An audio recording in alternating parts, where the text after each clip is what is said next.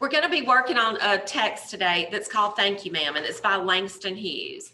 You have the text in your Google Classroom. I'm going to read that aloud. As I do, I'd like for you to take your document that's called the plot roller coaster. And if you notice here, again, we have the exposition, the rising action, which takes most of the time of the story or of the book.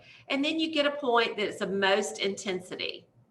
And then it's fast toward the end. You've got falling action that kind of is just a few things that happen before the resolution.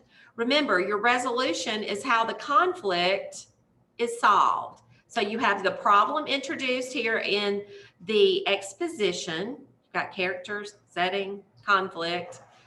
Conflict comes toward the end of the exposition, and then that conflict is finally solved over here toward the end of the story. So just letting you guys know that that's what I want you to be recording on your sheet today. Now you're going to be using Cami, and you can write in or type in, and then you can turn this document into me. This will be counted as a daily grade. So good luck with that today as we go through. I'll be reading Thank You, Ma'am. I'm going to annotate my text. I've already started. If you want to open up your document, you can, and you can annotate as I go. I'll be giving you some things to pull out and giving you the annotations, and you can also be adding those in your chat box if you need to, okay? And then we're going to put those things, okay, Neo, I got you on that. All right, so your plot diagram and your text, those are the two things that you have in front of you today. I'm going to read this one to you because we're still working with that, that guided practice piece. And then you're going to be annotating on your roller coaster plot. All right, everybody clear on what we're doing?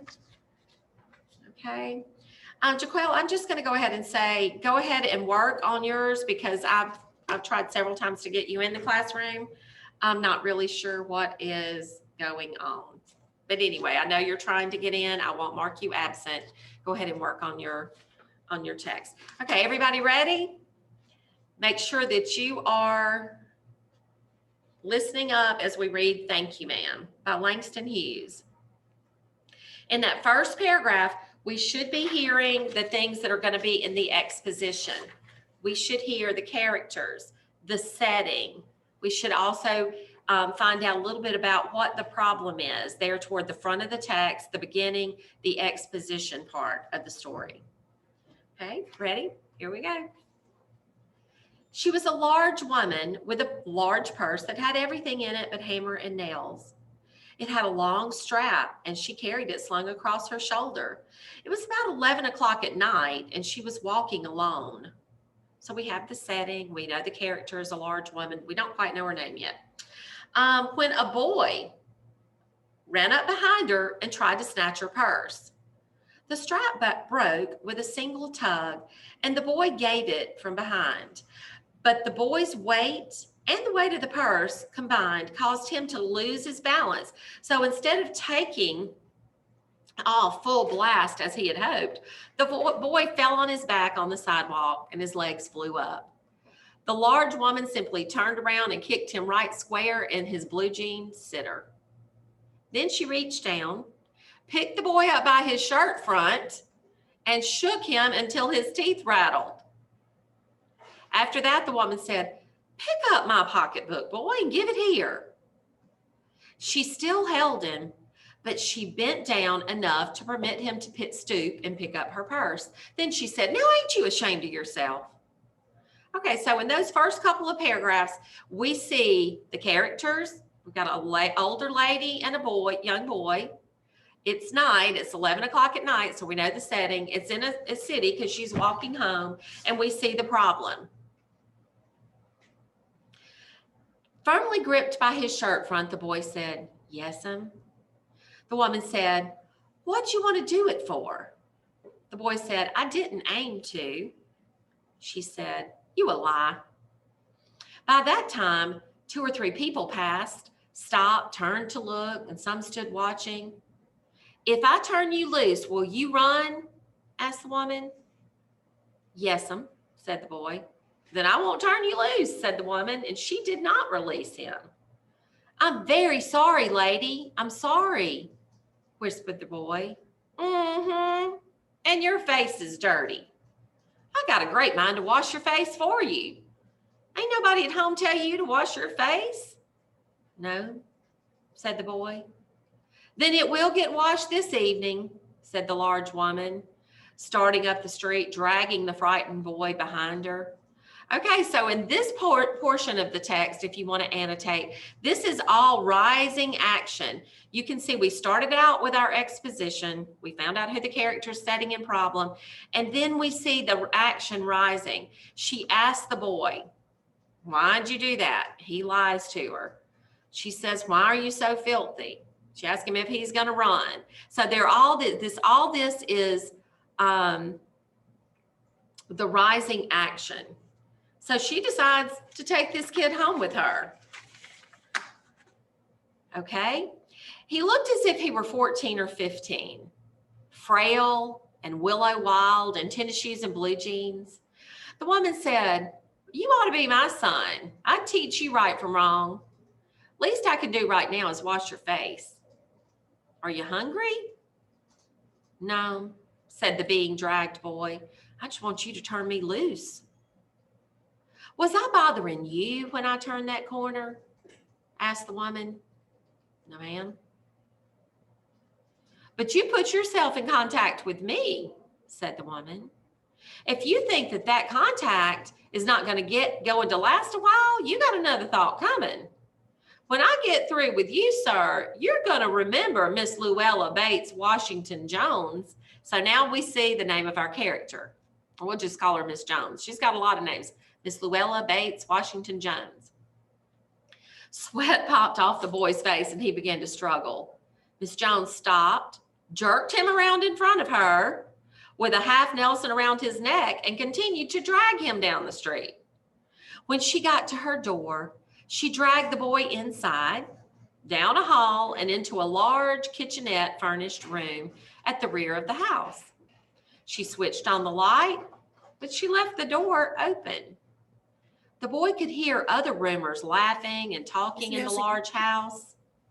Some of their doors were open too, so he knew he and the woman were not alone. The woman still had him by the neck in the middle of the room. She said, "What's your name?" "Roger," answered the boy. "Then, Roger, you go to that sink and wash your face," said the woman, whereupon she turned him loose at last. Roger looked at the door, he looked at the woman, he looked at the door, and then he went to the sink. "Let the water run till it gets warm," she said. "Here's a clean towel." "You gonna take me to jail?" asked the boy, bending over the sink. "Not with that face, I wouldn't take you nowhere," said the woman. "Here I am, trying to get home to cook me a bite to eat, and you snatch my pocketbook. Maybe you ain't been to your supper either, late as it be. Have you?" "There's nobody home at my house," said the boy. "Then we'll eat," said the woman. "I believe you're hungry or been hungry to try and snatch my pocketbook." Okay, what I've annotated on this page, just to summarize the steps, we've still got rising action. We haven't had our moment of highest intensity yet. We haven't had that climax at the top. We haven't had that one thing that's going to change the direction of everything. Not quite yet. So what I've annotated on my text is I have that the lady asked if the boy's hungry. She asked him to wash his face. She takes him inside. Roger gets cleaned up, and she tells him she's going to cook dinner for him. He says there's nobody. He also exposes that there's nobody home at his house. Nobody is there at home with him. And she asked him, "Why did you do it?" So continuing on with our text. He said, "I wanted a pair of blue suede shoes," said the boy. "Well, you didn't have to snatch my pocketbook to get some suede shoes," said Miss Luella Bates Washington Jones. "You could have asked me." "Ma'am?" the water dripping from his face. The boy looked at her. There was a long pause, a very long pause. After he had dried his face and not knowing what else to do, he dried it again. The boy turned around, wondering what next. The door was open. He could make a dash for it down the hall. He could run. So he has a decision to make at this point. She's given him the opportunity to walk out the door. She's left the door open. She's told him all she's going to do is give him something to eat. And the woman was sitting on the daybed. After a while, she said, I were young once and I wanted things I couldn't get. Then there was another long pause. The boy's mouth opened, then he frowned, but not knowing he frowned.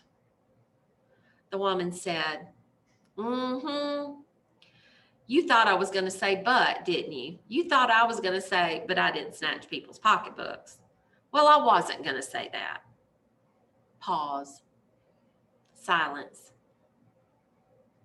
I've done things too, which I would not tell you, son, neither tell God if he didn't know already. So you sit down while I fix us something to eat. You might run that comb through your hair so you'd look presentable. In another corner of the room, so let's pause there. What's going on now is she's building a relationship with this boy. She's telling him, I know how you feel. There were things that I wanted when I was your age too that I couldn't get. And so she's trying to relate to this boy, that she knows how he feels. And she's telling him also that she's not judging him about the pocketbook, about him taking her purse, which is another word for a pocketbook. She's also trusting the boy, isn't she? Because she's leaving the door open. And the boy's trusting her because he's staying. He's not running out the door when he has the opportunity.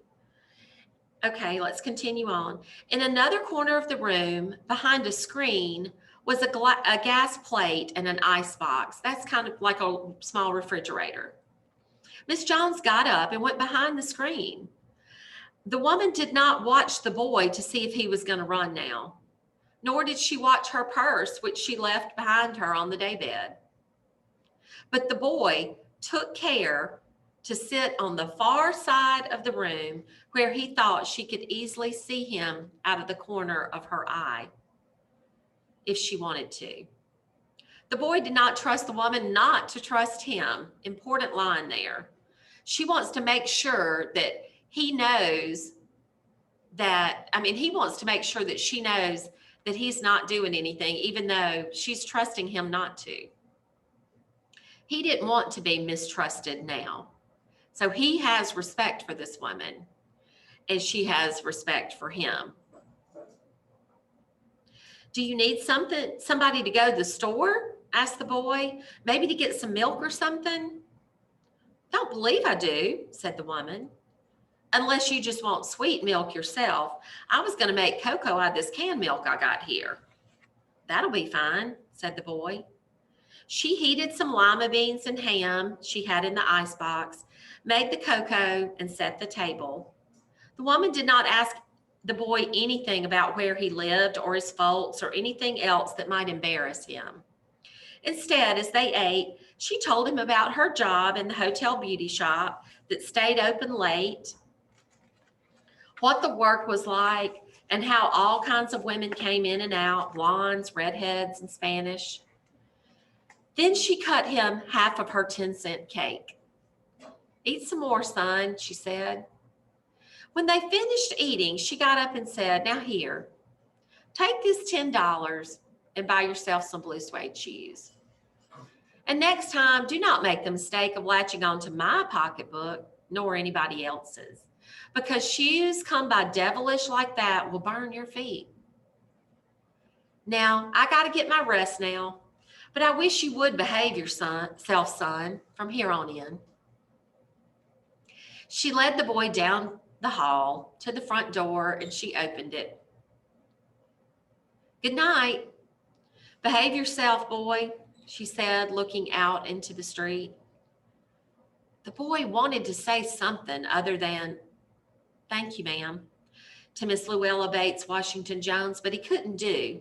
So as he had turned as the Baron stooped and looked back up at the large woman at the door, he barely managed to say, "Thank you," before she shut the door. And he never saw her again. Okay, so it's a good story. It's a very touching story because that could have gone a lot of different ways. And that's why we use this story to talk about plot, because the plot is all the events in that story from the start to the finish of the story. So what I'd like for you to do with the rest of your time now, you can see that the story had divisions. It built. The problem in the story was not so much that the boy wanted the shoes. That was the problem in the beginning. That was a minor conflict. But I want you to think about what was the problem in the beginning of the story and how was that problem resolved by the end of the story. I want you to think about what was that one thing that changed everything else. What was the point in the story where things could have been different, but they weren't? The story direction changed. Think about that open door. Think about those decisions that the boy made and that Miss Jones made.